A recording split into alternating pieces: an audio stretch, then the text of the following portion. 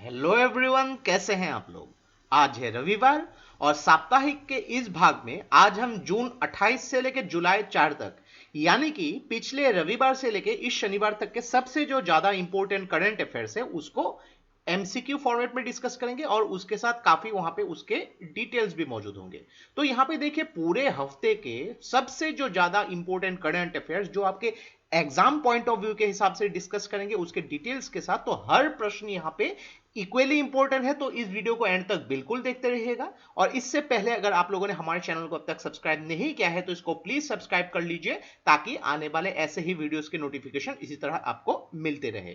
तो जैसे कि आप लोग जानते हैं हमने कुछ दिन पहले अपना जो वेबसाइट लॉन्च किया है, तो यहाँ पे आप मार्च, अप्रैल और मई महीने का जो कंप्लीट महीने का जो करंट अफेयर्स का जो एनालिसिस उसके जो पीडीएफ को डाउनलोड कर सकते हैं बहुत ही एक कम प्राइस में। नीचे उसके लिंक मैंने दे दिए हैं। तो यहाँ पे देखिए जो भी क्वेश्चन हम लोग डिस्कस करते हैं उसके डिटेल्स मैं तो बोल लेता हूं, लेकिन ये एज ए हैंडबुक के हिसाब से आपके लिए भी एग्जाम प्रिपरेशन के लिए बहुत इंपॉर्टेंट होते हैं। तो ये कंपाइलेशन आपकी एग्जाम प्रिपरेशन के टाइम बहुत हेल्प करेगी। और इस वीडियो के जो पीडीएफ है आपको आज शाम तक हमारे वेबसाइट में फ्री ऑफ कॉस्ट मिल जाएगी। दोनों ही लिंक मैंने डिस्क्रिप्शन में दे दिए हैं। और अभी तक के स्टडी राइज के जो साप्ताहिक के जितने भी वीडियोस हम लोगों ने डिस्कस किए हैं सारे के सारे वीडियोस को प्लेलिस्ट बना के मैंने डिस्क्रिप्शन में दे दिए हैं, वहां से भी आप उसको फॉलो कर सकते हैं।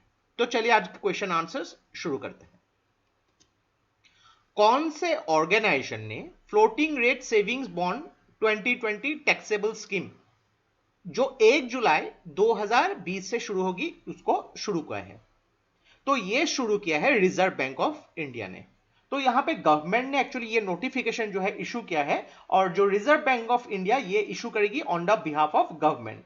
तो देखिए आरबीआई जो है यहाँ पे याद रखिए कि आरबीआई के जो गवर्नर ये है शक्तिकांत दास। तो आरबीआई के 4 डेप्यूटी गवर्नर भी होते हैं। अभी एक पोस्ट खाली है, 3 डेप्यूटी गवर्नर है, विभू प्रसाद कुनांगो, महेश कुमार जैन और माइकल देवव्रत पात्र।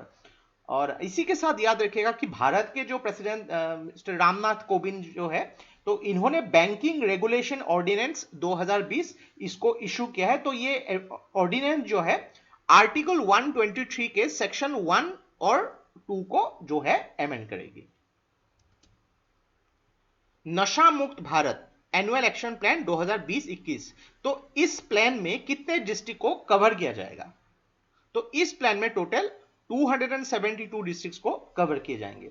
तो ये जो लॉन्च किया था जो मिनिस्टर ऑफ स्टेट है social justice and empowerment Ratanlal Khattar ji ने।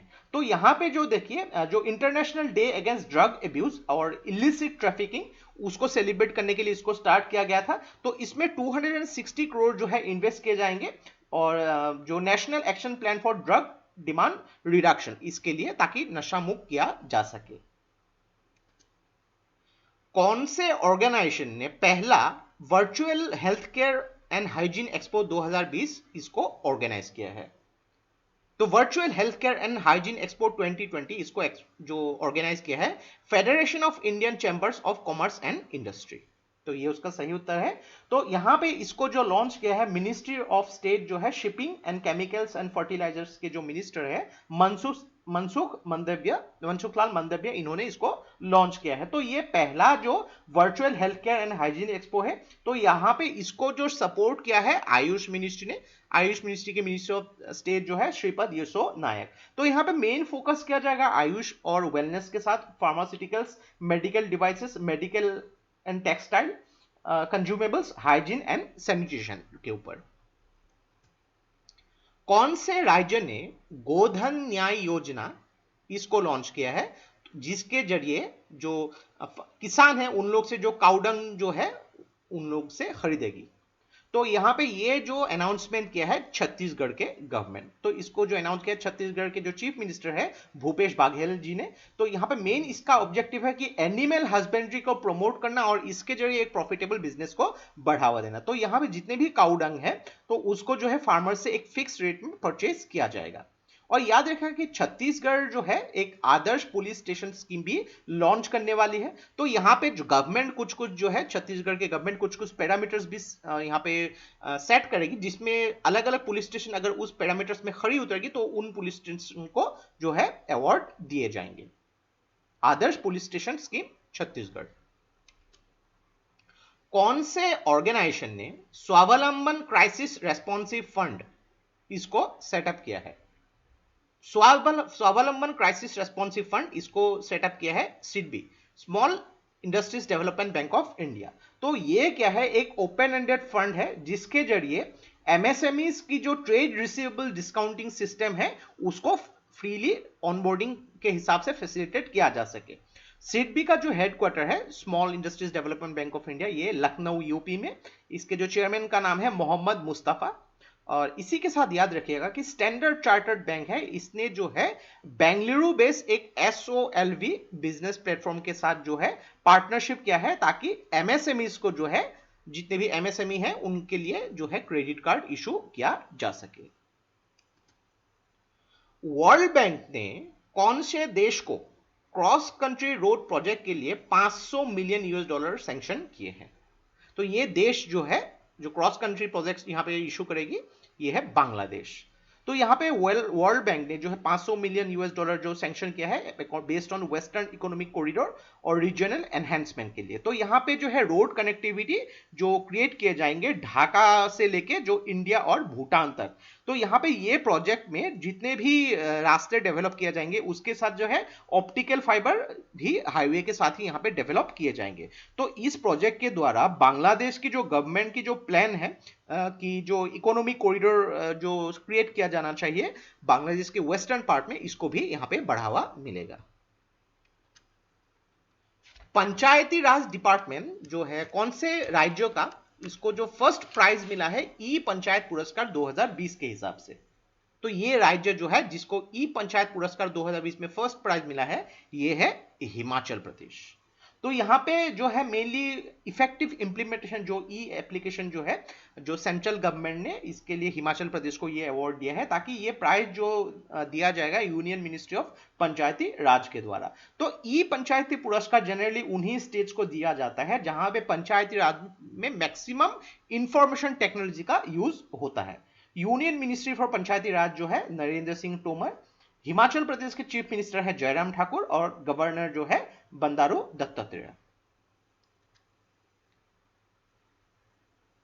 जम्मू एंड कश्मीर में रिसेंटली कितने हॉस्पिटल्स को कायाकल्प अवार्ड 2019-20 से नवाजा गया, जिसमें हेल्थ सेक्टर के अचीवमेंट के लिए? तो यह प्रश्न आपको उल्टा करके भी पूछा जा सकता है कि कायाकल्प अवार्ड 2019-20 कौन से यूनियन टेरिटरी या स्टेट के लिए इशू किया गया था? तो इसका सही उत्तर है जम्मू कश्मीर। तो टोटल यहाँ पे 6 जो हॉस्पिटल्स में इसको जो है उनके हॉस्पिटल्स को उनके हेल्थ सेक्टर अवार्ड के लिए कायाकल्प अवार्ड 2019-20 से नवाजा गया। तो उनकी जो मेन जो अचीवमेंट है हेल्थ सेक्टर में हो या फिर अलग अलग पोजीशन जो बेस्ट हॉस्पिटल के कैटेगरी में 2019-20 के लिए ये अवार्ड चुना गया। तो ये अवार्ड एक्चुअली जो है इशू किया गया था स्वच्छ भारत अभियान के एक पार्ट के हिसाब से 2015 में।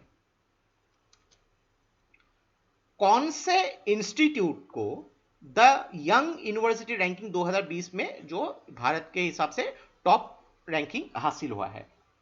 तो यहाँ पे जो THE यहाँ पे जो उसका जो फुल फॉर्म है ये Times higher education university rankings के हिसाब से।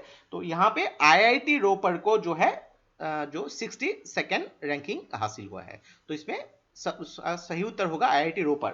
और IIT इंदौर को इसमें 64th रैंकिंग हासिल हुआ है। तो इसमें काफी सारे पैरामीटर्स देखे जाते हैं जैसे कि टीचिंग हो, रिसर्च साइटेशन हो, यहाँ पे इंटरनेशनल आउटलुक हो, जो इंडस्ट्रियल इनकम हो, काफी सारे यहाँ पे पॉइंट्स देखे जाते हैं। तो टॉप रैंकिंग इसमें हासिल हुआ है Hong Kong university of science and technology. कौन सा भारत का एकमात्र शहर है जिसको ग्लोबल स्टार्टअप इकोसिस्टम रैंकिंग 2020 में टॉप 30 में जगह मिला है? कौन सा भारतीय शहर? तो ये भारतीय शहर जो है बेंगलुरु। बेंगलुरु को जो है स्टार्टअप कैपिटल ऑफ इंडिया के नाम से भी जाना जाता है। तो इसमें जो है बेंगलुरु को टॉप 30 में जगह मिली है। दिल्ली की इसमें रैंकिंग थी 36। नंबर 1 पे यहाँ पे जो है कैलिफोर्निया का सिलिकॉन वैली और नंबर 2 में 2 सिटी जो है, एक है न्यूयॉर्क और दूसरा लंदन, 2 सिटीज। DRDO ने एक जो इंडिजिनियसली लॉन्च करने वाली एडवांस टॉर्पेडो डिकॉय सिस्टम जिसको इंडियन आर्मी ने रिसेंटली इंडक्ट किया है, उसका नाम क्या है? तो इसको देखिए लॉन्च किया है डीआरडीओ ने और उसको इंडक्ट किया है इंडियन नेवी ने। इसका नाम है मारीच। तो इस मारीच एक्चुअली कैपेबल है ताकि जो फ्रंटलाइन वॉरशिप से इसको फायर किया जा सके। तो मारीच सिस्टम जो है इसमें 4 सब सिस्टम्स शामिल है। 4 सब सिस्टम्स क्या क्या है? Weight and system, wind system, on board electronics system software. और जो भारतीय नेवी, इंडियन नेवी के जो चीफ है एडमिरल करमबीर सिंह। कौन से देश का जो स्पेस एजेंसी है उन्होंने ये सेट किया है कि 2023 तक जो पहला स्पेस वॉक वहां पे पहला टूरिस्ट के द्वारा किया जाएगा? तो ये देश जो है रशिया। तो यहां पे रशिया ने जो रशिया के जो स्पेस कॉर्पोरेशन आरएससी एनर्जिया, तो इन्होंने स्पेस एडवेंचर्स ऑफ यूएसए के साथ यहां पे कॉन्ट्रैक्ट किया है। तो यहां पे टूरिस्ट के हिसाब से पहला जो स्पेस वॉक किया जाएगा 2023 में। और जो यहां पे स्पेस क्राफ्ट से टूरिस्ट लिए जाएंगे ये होगी सोयूज एमएस स्पेसक्राफ्ट। तो यहां पे रशिया के जो स्पेस एजेंसी, जो सरकारी स्पेस एजेंसी, इसका नाम है रॉसकॉस्मोस। कौन सी मंत्रालय ने रिसेंटली संकल्प पर्व, जो एक 2 हफ्ते चलने वाली एक जो प्लांटेशन इनिशिएटिव, उसको लॉन्च किया है? तो ये एक्चुअली अभी भी चल रही है। तो इसको लॉन्च किया है मिनिस्ट्री ऑफ कल्चर ने। तो ये जो है मिनिस्ट्री ऑफ कल्चर ने यहाँ पे जो भारत की हर्बल वेल्थ को एनहेंस करने के लिए और क्लीन एंड जो हेल्दी एनवायरनमेंट उसको आगे बढ़ाने के लिए इसको स्टार्ट किया है। और ये इनिशिएटिव जो है एक्चुअली शुरू हुई थी 28 जून को और ये चलेगी 12 जुलाई 2020 तक। जो मिनिस्ट्री ऑफ कल्चर के मिनिस्टर ऑफ स्टेट जो है ये है प्रहलाद सिंह पटेल। भारत ने recently Kholongchu hydro electric project, जिसमें 600 मेगावाट का जो कैपेसिटी है, ये जो है साइन किया है कंसेशन एग्रीमेंट। तो ये कौन से देश के साथ किया है? तो ये देश जो है भूटान के साथ। तो ये प्रोजेक्ट जो है इसको जाना जाएगा खोलोंगचू हाइड्रो इलेक्ट्रिक प्रोजेक्ट। तो इसको जो इंप्लीमेंट करेगी खोलोंगचू हाइड्रो एनर्जी लिमिटेड के साथ। तो ये एक जॉइंट वेंचर प्रोजेक्ट होगी जो भूटान की drug green power corporation limited और भारत के सुतलेज जल विद्युत निगम लिमिटेड, यानी कि 50-50% दोनों ही यहाँ पे इन्वेस्ट करेगी। तो यहाँ पे जो है इस प्रोजेक्ट को खोलोंगचू रिवर में जो है लोकेट किया जाएगा। और इससे पहले 2019 में भारत ने भूटान में मंगडेचू हाइड्रो इलेक्ट्रिक प्रोजेक्ट, जिसकी टोटल कैपेसिटी 720 मेगावाट की थी, इसको भी स्टार्ट किया था। भूटान के प्राइम मिनिस्टर का नाम है लोटे शेरिंग और भूटान के कैपिटल का नाम क्या है ये आपको मुझे कमेंट बॉक्स में लिख के बतानी है। कौन से राज्य ने भारत का पहला लाइकेन पार्क, जिसमें लगभग 150 लाइकेन स्पीसीज मौजूद होगी, उसको डेवलप किया है? तो लाइकेन देखिए ये एक टाइप ऑफ प्लांट होते हैं, इतना पुराना है कि ये जुरासिक पीरियड से भी ये चलती आ रही है। ये प्लांट जो है इसकी एक यहाँ पे लाइकेन पार्क स्टार्ट किया जाएगा उत्तराखंड में। तो इसको डेवलप किया जाएगा उत्तराखंड के जो फॉरेस्ट डिपार्टमेंट के द्वारा, जो उत्तराखंड के पिथौरागढ़ डिस्ट्रिक्ट में। तो इसमें लगभग 150 लाइकेन स्पीसीज मौजूद होंगी। और रिसेंटली सेंट्रल गवर्नमेंट ने जो एडिशनली ₹1691 करोड़ जो इन्वेस्ट किया है थ्रू बॉर्डर रोड्स ऑर्गेनाइजेशन के तहत जम्मू एंड कश्मीर और उत्तराखंड में। तो वहां पे हाईवेज भी बनाई जाएगी। कौन से राज्य ने at one click online aid MSME के लिए इसको लॉन्च किया है? तो इसको जो लॉन्च किया है एट वन क्लिक, ये लॉन्च किया है गुजरात ने। तो इसको जो गुजरात के चीफ मिनिस्टर है विजय रूपानी, उन्होंने इसको लॉन्च किया है। तो इसमें गवर्नमेंट जो है टोटल 1369 करोड़ इसमें इन्वेस्ट करेगी, लगभग 13,000 एमएसएमई को बढ़ावा देने के लिए। और इसी के साथ याद रखिएगा कि पंजाब के जो गवर्नर है वीपी सिंह बंदरे, तो इन्होंने एक बैटरी स्वैपिंग फैसिलिटी जिसका नाम है क्विक इंटरचेंज सर्विस, इसको लॉन्च किया है। स्विट्जरलैंड ने रिसेंटली जो एक्सचेंज ऑन टैक्स मैटर्स के हिसाब से, जिसको ओईसीडी का ग्लोबल फोरम स्टडी का भी अप्रूवल मिला है, 3 देशों को चुना है। ये 3 देश कौन सी है? तो ये 3 देश जो है फ्रांस, इंडिया एंड जर्मनी। तो इसका सही उत्तर है ऑल ऑफ द अबव। तो यहां पे जो ओईसीडी जो है organisation of economic cooperation and development के हिसाब से 2015 से लेकर 2018 तक जो है जो लेटेस्ट स्टडी के हिसाब से 3 कंट्रीज यहां पे टॉप रैंकिंग हासिल हुई है। तो ये टॉप 3 कंट्रीज जो है यहाँ पे इंडिया के साथ, वहां पे जो एक्सचेंज है इंफॉर्मेशन पार्टनर्स के हिसाब से यहाँ पे बहुत लीगली उनको हैंडल किया था। तो इसके हिसाब से भारत को यहाँ पे क्या एडवांटेज मिलेगा कि भारत को जो है, भारत जब भी स्विट्जरलैंड को रिक्वेस्ट करेगी, स्विट्जरलैंड के गवर्नमेंट में, स्विट्जरलैंड के देश के अंदर इंडियन सिटीजन के जितने भी बैंक अकाउंट होगी, उनके जो बेनिफिशियरीज के नाम और डिटेल्स वहां पे भारत सरकार को स्विट्जरलैंड प्रोवाइड करेगी। और स्विट्जरलैंड ने इसमें अलग अलग भी 3 कंट्रीज के नाम क्या है, टॉप 3 कंट्री तो यही है, और 3 और कंट्री जो है इटली, नेदरलैंड्स और Spain. Stars education improvement project, जिसके लिए वर्ल्ड बैंक ने जो है 500 मिलियन यूएस डॉलर का जो लोन भारत के कितने राज्यों को यहां पे देगी। तो स्टार्स का जो फुल फॉर्म है strengthening teaching learning and results for states programme. तो इसमें भारत जो है 6 राज्यों में एजुकेशन प्रोग्राम को इंप्रूवमेंट करने के लिए इसको स्टार्ट करेगी।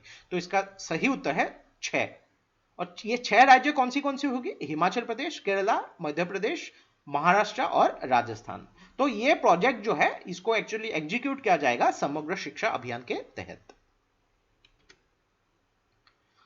रिसेंटली जो वर्ल्ड बैंक ने जो गंगा रिवर बेसिन प्रोजेक्ट का जो सेकेंड फेज के लिए कितना लोन जो है नमामि गंगे प्रोजेक्ट के लिए इशू किया है। तो इसमें टोटल जो इशू किया है, जो ये अमाउंट है सेकेंड फेज में, ये इशू किया है 400 मिलियन। तो ये नमामि गंगा प्रोजेक्ट जो है, इसको इनिशिएटिव जो है पहली बार स्टार्ट किया था गवर्नमेंट ने 2014 में। तो इसके लिए एक जल शक्ति मंत्रालय भी इसका स्टार्ट किया था, और इसमें टोटल बजट जो रखा गया था 20,000 करोड़ टोटल बजट इसमें रखा गया था। तो ये लोन जो है ये 2026 तक जो है इसका फर्स्ट फेज इंप्लीमेंट किया जाना चाहिए, कुछ ऐसे शर्तें भी यहाँ पे रखी है। और ये national mission for clean Ganga, ये जो है इंप्लीमेंटेशन एजेंसी होगी मिनिस्ट्री ऑफ जल शक्ति की, और मिनिस्ट्री ऑफ जल शक्ति के मिनिस्टर है गजेंद्र सिंह शेखावत। कौन सी देश ने रिसेंटली 36वां आसियान समिट होस्ट किया है? तो ये एक्चुअली वर्चुअली होस्ट किया गया है। तो आसियान का यहाँ पे फुल फॉर्म है association of south east Asian nation. तो इसको जो एक्चुअली वर्चुअली जो होस्ट किया है वियतनाम ने। तो वियतनाम इसका सही उत्तर है। तो इसका जो मेन थीम था कोहेसिव एंड रेस्पॉन्सिव आसियान। तो वियतनाम जो है ये जो जुलाई के महीने में इसको जो होस्ट किया गया था, और नवंबर 2020 को भी इसको होस्ट करेगी, यानी कि 36वां होस्ट कर लिया, अभी 37वां भी वियतनाम ही होस्ट करेगी। तो यहाँ पे एक्चुअली जो है अल्फाबेटिकली कंट्रीज होस्ट करती थी। इससे पहले जो है थाईलैंड होस्ट करती थी 2019 में, अभी 2020 में वियतनाम करेगी, और 2020 में जो है इसको करेगी ब्रुनेई। तो आसियान कंट्रीज में टोटल, आसियान समिट में तो आसियान जो ग्रुप ऑफ कंट्रीज, यहाँ पे टोटल 10 कंट्रीज मौजूद है। तो यहाँ पे अलग अलग चीजों में भी फोकस किया गया, जैसे कि कोविड-19 रेस्पॉन्स, पोस्ट पैंडेमिक रिकवरी, या फिर कोऑपरेशन विद पार्टनर्स के साथ। और रिसेंटली भारत के union HRD minister Ramesh Pokhriyal Nishank ji ने G20 के जो एक्स्ट्राऑर्डिनरी वर्चुअल एजुकेशन मिनिस्टर्स के मीटिंग में भी यहाँ पे पार्टिसिपेट किया गया। तो यहाँ पे काफी सारे पॉइंट, जैसे कि कोविड-19 पेंडेमिक के जो इफेक्ट है एजुकेशन सेक्टर में कैसी पड़ेगी, उसके बारे में भी यहाँ पे काफी चर्चा की।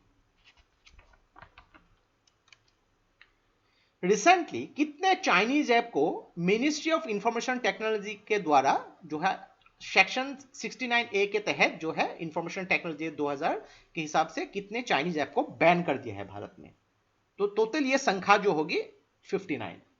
तो यहां पे सेक्शन 69A जो इंफॉर्मेशन टेक्नोलॉजी एक्ट 2000 के हिसाब से ये प्रोटेक्ट करेगी सेफगार्ड और ब्लॉकिंग के हिसाब से जो इंफॉर्मेशन जो पब्लिक रूल्स 2009 के हिसाब से। तो काफी सारे ऐप जैसे कि टिकटॉक हो, हेलो हो, WeChat, UC browser, SHAREit, CamScanner, ऐसे काफी सारे चाइनीज ऐप को बैन कर दिया है यहाँ पे। तो यहाँ पे Indian cyber crime coordination centre ने, जो मिनिस्ट्री ऑफ होम अफेयर्स के अंडर काम करती है, उन्होंने भी ये सुझाव दिया कि इन एप्स को जो है ब्लॉक कर देनी चाहिए। रिसेंटली मिनिस्ट्री ऑफ एमएसएमई ने यहाँ पे एक नई प्रोसेस स्टार्ट किया है कि एमएसएमईज को जब उसकी क्लासिफिकेशन रजिस्ट्रेशन किया जाएगा उसको किस नाम से जाना जाएगा। तो इसको जो नाम जाना जाएगा उद्यम के हिसाब से।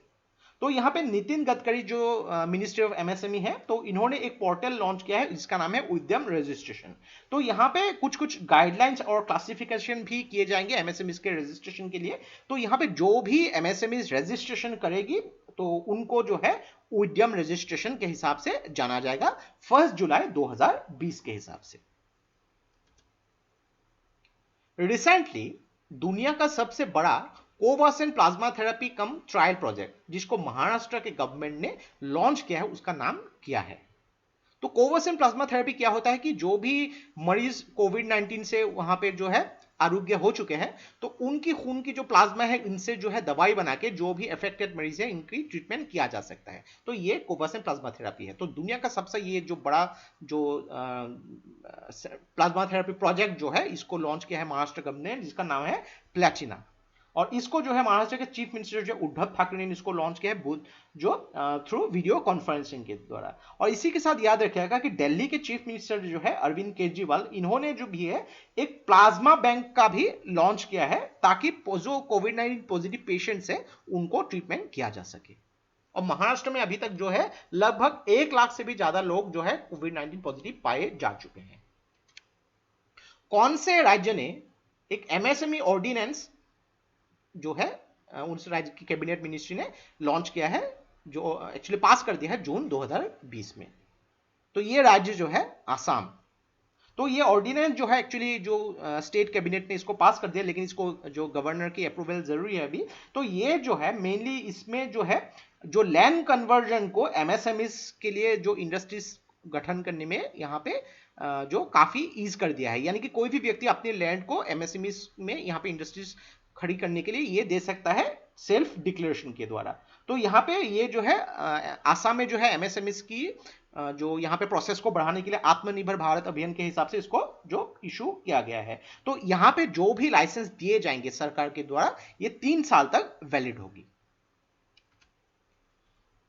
किल कोरोना ये कैंपेन कौन से स्टेट गवर्नमेंट ने रिसेंटली लॉन्च किया है? तो ये किल कोरोना ये लॉन्च किया है मध्य प्रदेश के गवर्नमेंट ने। तो इसको जो है एक्चुअली जो कोरोना स्प्रेड की जो प्रोसेस को स्टॉप करने के लिए इसको स्टार्ट किया है। 15 दिवसीय एक प्रोग्राम है। तो इस कैंपेन के द्वारा क्या किया जाएगा, हर घरों में जाके सर्वे किया जाएगा और टेस्ट किया जाएगा।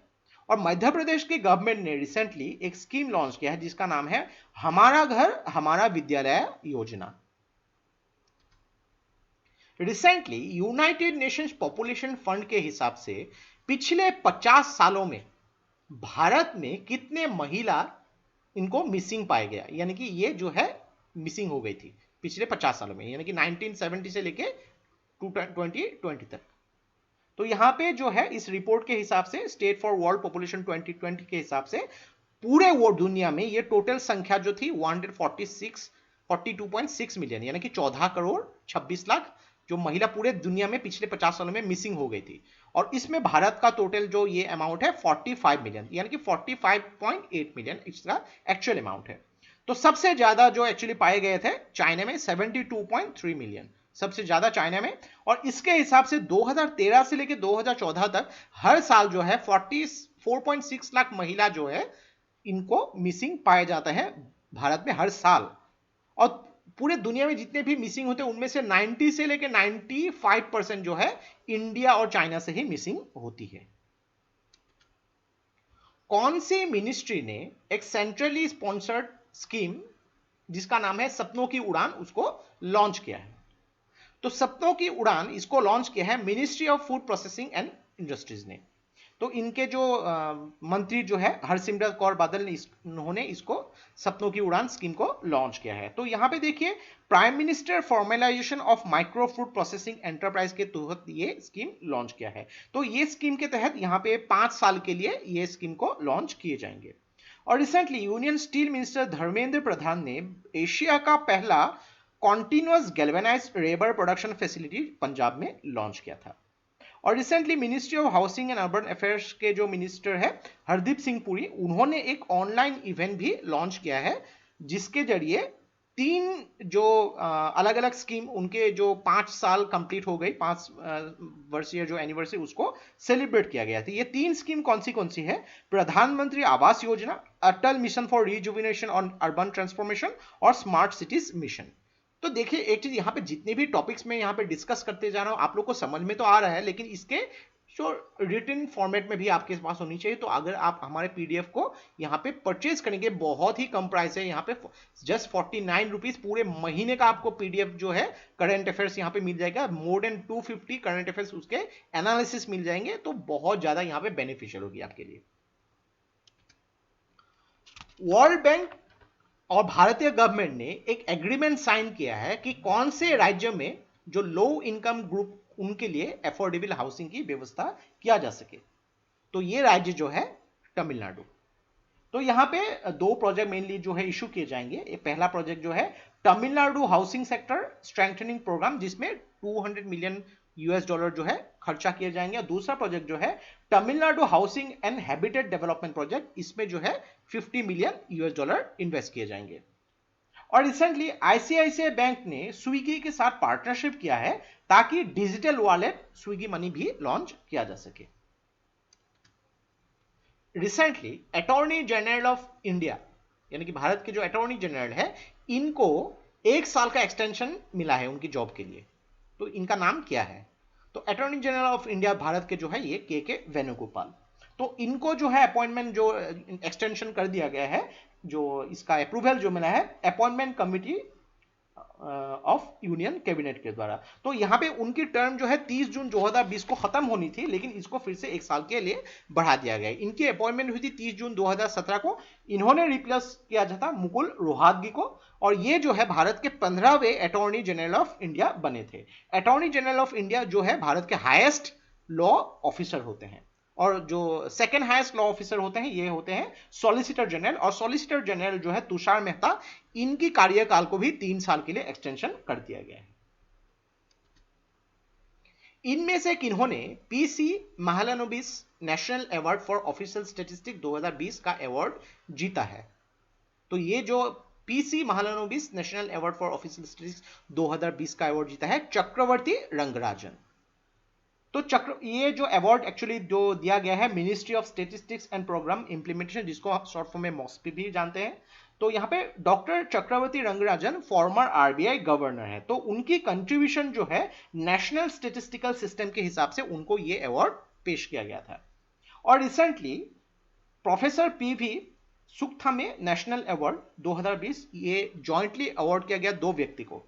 तो पहले व्यक्ति जो है अरविंद पांडे और दूसरे जो है अखिलेश चंद्र कुलश्रेष्ठ। कौन से टीम ने 2020 का premier league championship football tournament जीता है? तो 2020 का जो प्रीमियर लीग जो होती है, ये इंग्लिश की जो हाईएस्ट जो फुटबॉल टूर्नामेंट इसको जाना जाता है, तो ये 2020 का ये अवार्ड जो जीता है लिवरपूल ने। तो यहाँ पे एक्चुअली लीग के हिसाब से ये टूर्नामेंट होती है, सबसे ज्यादा पॉइंट जिसको मिलती है वो चैंपियन बन जाती है। तो अभी भी 7 मैच खेलने बाकी है। तो इसमें देखिए लिवरपूल ने अभी तक 37 मैचेस खेले हैं, 86 पॉइंट हुई है, और 37 मैच के साथ जो 63 पॉइंट में मैनचेस्टर सिटी जो है ये सेकंड रैंकिंग पे है। तो रिसेंटली लिवरपूल ने मैनचेस्टर सिटी को एक मैच में 2-1 से हराया, तो इनकी जो चैंपियनशिप यहाँ पे कंफर्म हो गई थी। और 2019-20 में काफी अच्छी परफॉर्मेंस किया है लिवरपूल ने। तो लिवरपूल ने यूएफए चैंपियंस लीग 2018-19 भी जीती थी, देन यूएफए सुपर कप 2019 भी जीती है, 2019 का फीफा वर्ल्ड कप, फीफा का जो club world cup, FIFA world cup नहीं, फीफा का क्लब वर्ल्ड कप भी जो लिवरपूल ने जीता है, और 2018 का जो फीफा वर्ल्ड कप ये जीता था फ्रांस ने। और रिसेंटली भारत के जो स्पोर्ट्स मिनिस्टर है किरेन रिजिजू, तो उन्होंने एक मोबाइल ऐप भी लॉन्च किया है नेशनल एंटी डोपिंग एजेंसी नाडा इंडिया के हिसाब से, नाडा इंडिया। कौन से आईआईटी ने दुनिया का पहला ऑनलाइन बीएससी डिग्री प्रोग्राम जो डाटा साइंस के ऊपर इसको प्रिपेयर किया है? तो ये जो आईआईटी है ये आईआईटी है आईआईटी मद्रास। तो इसको जो एक्चुअली रमेश पोखरियाल निशंक जी ने इसको लॉन्च किया था, ये प्रोग्राम जो प्रिपेयर किया था आईआईटी मद्रास ने। और ये प्रोग्राम के तहत मेन फोकस किया जाएगा डेटा साइंस के हिसाब से, जहां पे लगभग 2026 तक 11.5 मिलियन लगभग, यानी कि आप मान सकते हैं 1 करोड़ से भी ज्यादा, 1 करोड़ 15 लाख जो जॉब अपॉर्चुनिटीज कैसे क्रिएट किया जा सके उनकी जो बीएससी प्रोग्राम, तो ये दुनिया में पहली बार स्टार्ट किया गया है आईआईटी मद्रास ने। सेंट्रल गवर्नमेंट ने कौन से राज्य को डिस्टर्ब एरिया घोषित किया है 6 महीने के लिए according to arm force special power act 1958 के हिसाब से? तो ये राज्य जो है नागालैंड। तो यहां पे नागालैंड को 30 जून 2020 से लेके 31 दिसंबर 2020 तक डिस्टर्ब एरिया घोषित किया गया है ऑन द बेसिस ऑफ जो है section 3 of arm force special power act 1958 के हिसाब से। तो ये अनाउंसमेंट एक्चुअली दी जो union ministry of home affairs ने एक गैजेट नोटिफिकेशन के द्वारा। कौन से देश ने एक एग्रीमेंट साइन किया है भारत के साथ जिसके हिसाब से 50-50 जॉइंट वेंचर कंपनी ये स्टार्ट किया जाएगा, इसकी फॉर्मेशन किया जाएगा एलपीजी लिक्विड पेट्रोलियम गैस के बिजनेस के लिए। तो ये देश जो है बांग्लादेश।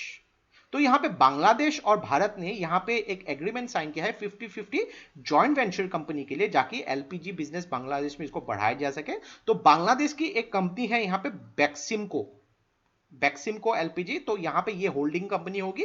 तो इसमें जो है एक बहुत ही बड़ा एलपीजी टर्मिनल जो है जो बांग्लादेश के वाटर पोर्ट में भी इसको सेटअप किया जाएगा, और इसके जरिए बांग्लादेश की जो एलपीजी इंपोर्ट होती है ये काफी हद तक कम हो जाएगी। तो ये थे हमारे पूरे हफ्ते का जो करंट अफेयर्स वो एमसीक्यू फॉर्मेट में डिस्कस किए। तो टोटल अगर आपने काउंट किया होगा 35 क्वेश्चंस हम लोगों ने यहाँ पे डिस्कस किया, लेकिन बहुत सारे क्वेश्चंस को यहाँ पे इंक्लूड कर दिए, तो सब मिला के 50 से ज्यादा क्वेश्चंस यहाँ पे होगी। और अगर बात करेंगे डिटेल्स के साथ तो डिटेल्स अगर 300 से ज्यादा डिटेल्स यहाँ पे मिल जाएगी। तो यहाँ पे और भी बहुत सारे क्वेश्चंस थे, लेकिन यहाँ पे बिकॉज ऑफ टाइम फ्रेम के हिसाब से हम लोग यहाँ पे उसको मेंशन नहीं कर पाए। तो सारे के सारे डिटेल्स आपको हमारे पीडीएफ में मिल जाएगी, और इस वीडियो का जो पीडीएफ है ऑब्जेक्टिव क्वेश्चंस की जो पीडीएफ है आपको हमारे वेबसाइट में फ्री ऑफ कॉस्ट आज शाम तक मिल जाएगी। और साप्ताहिक के जितने भी वीडियो अभी तक हम लोगों ने डिस्कस किए हैं सारे प्लेलिस्ट को डिस्क्रिप्शन में मैंने दे दिए हैं, वहां से आप उसको फॉलो कर सकते हैं। तो ये था हमारे पूरे हफ्ते का साप्ताहिक। आशा करते हैं इससे आपको बहुत कुछ चीजें सीखने को मिलेगा। और ये वीडियो अगर आप लोगों को अच्छा लगा इसको प्लीज लाइक कीजिए, इसको सब्सक्राइब कीजिए और उसको शेयर कर दीजिए, क्योंकि ऐसे वीडियोस बनाने के लिए हम लोग को बहुत ज्यादा मेहनत और रिसर्च की जरूरत होती है, और आप लोगों का सपोर्ट हम लोग को बहुत ज्यादा इंस्पायर करता है और भी हार्ड वर्क करने के लिए। तो आज के लिए बस इतना ही। देखते रहिए Study Rise. Take care, thank you and Jai Hind.